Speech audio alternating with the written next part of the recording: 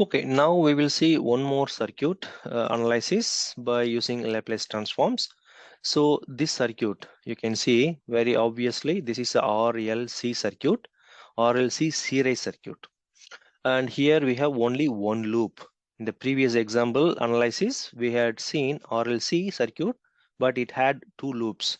And C was the common capacitor was the common between two loops.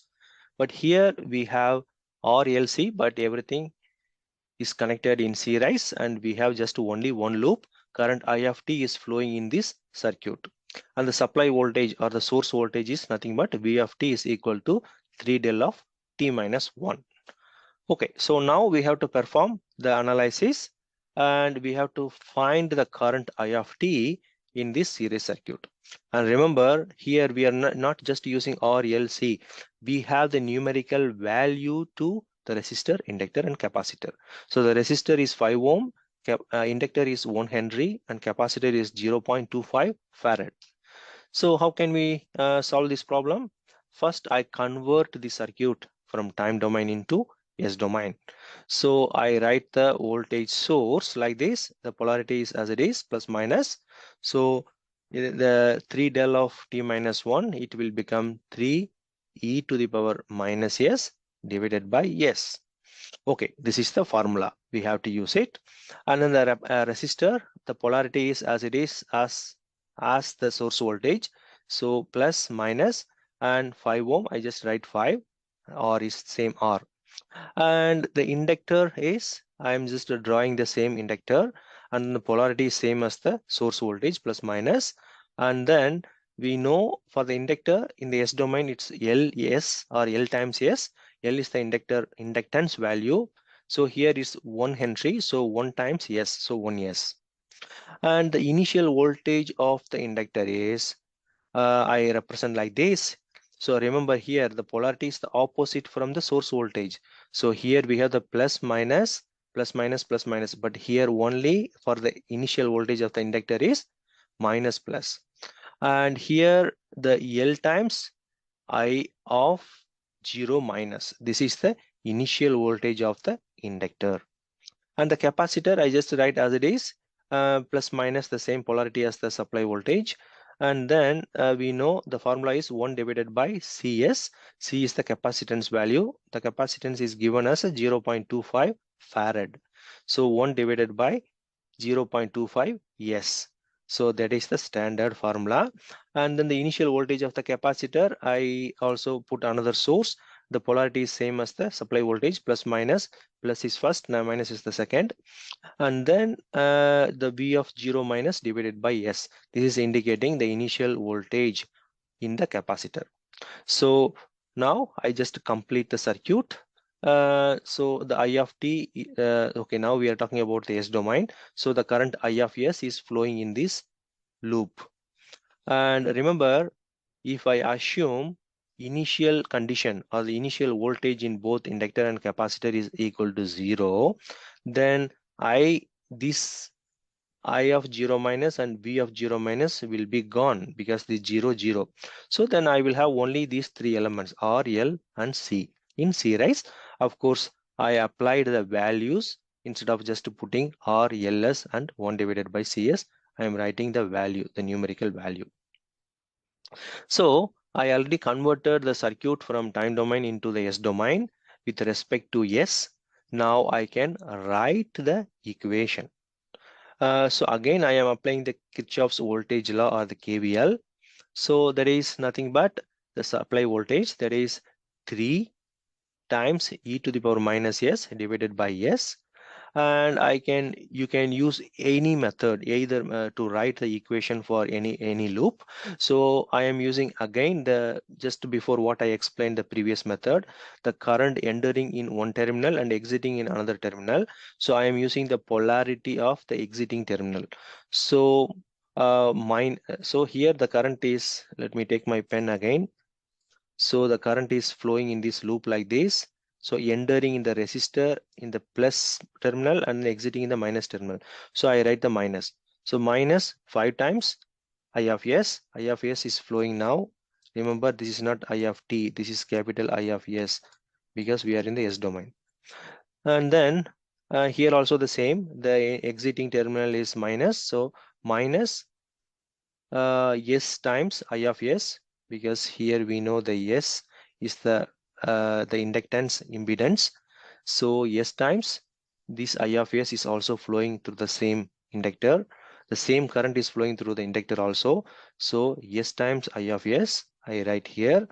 And then again for the initial voltage of the inductor and capacitor, I assumed 0, so you can ignore this. So we don't need to care about this at this moment. And for the capacitor, again the current is entering in the positive and then exiting in the negative terminal. So I am writing this minus sign, so minus. And this one, remember, 1 divided by 0.45 is nothing but, you just use the small mathematical mathematical rewriting, so this will become 4. So now I write the same equation in this way. So instead of writing 1 divided by 0.25, I am writing 4 divided by s, right? So 4 divided by s times I of s.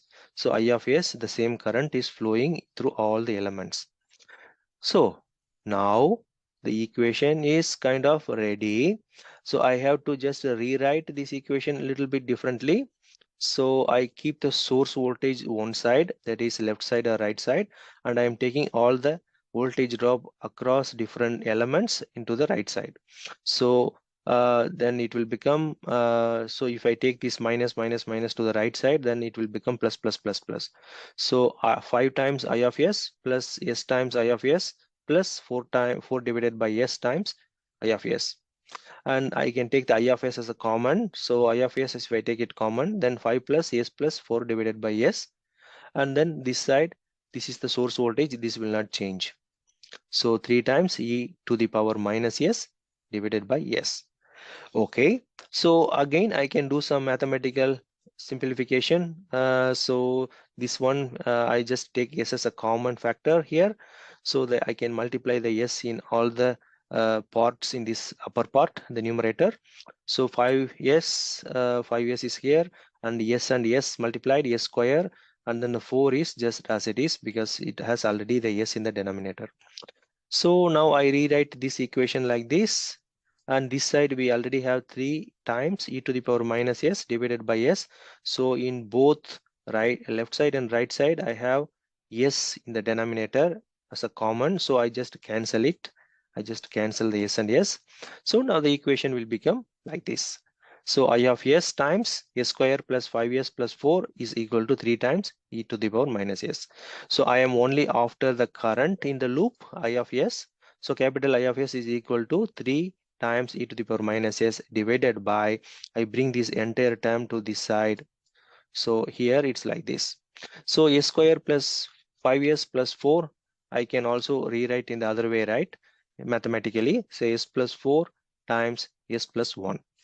So that's all. Now again we have to use the partial fraction mathematical simplification. So a divided by s plus 4 plus b divided by s plus 1. So again you can apply this value. For example, s plus 4 is equal to 0, then s is equal to minus 4. So I am applying, and then I can get the a value. And then again I have to use this s plus 1 is equal to 0. It means s is equal to minus 1. So I apply this, and then I find the b value in this equation. So then I got the a value, and also I got the b value. So e minus e to the power 4, and b is just e to the power 1 or just e. So now I know the a value and b value. We already discussed about this partial fraction in the previous analysis. So I am not just showing exactly how we can, how we got this e to the power minus 4. It's very simple. You just apply here, then you will get it. So for example, now if I apply minus 4, right? Just one simple example. So minus 4 means minus 4 plus 1, then what is that? That is minus 3. So minus 3, and here we have the 3 and 3 will be cancelled. So then this will become minus e to the power, we already assume minus 4, right? So this minus 4 instead of yes. So that is how we got this one. Minus a is equal to minus e to the power 4. Okay, so because minus 4, so minus and minus, so that will become plus. So that is why e to the power plus 4. And here also the s is equal to minus 1, then you can apply the same thing. So so this is the equation, so you can apply this.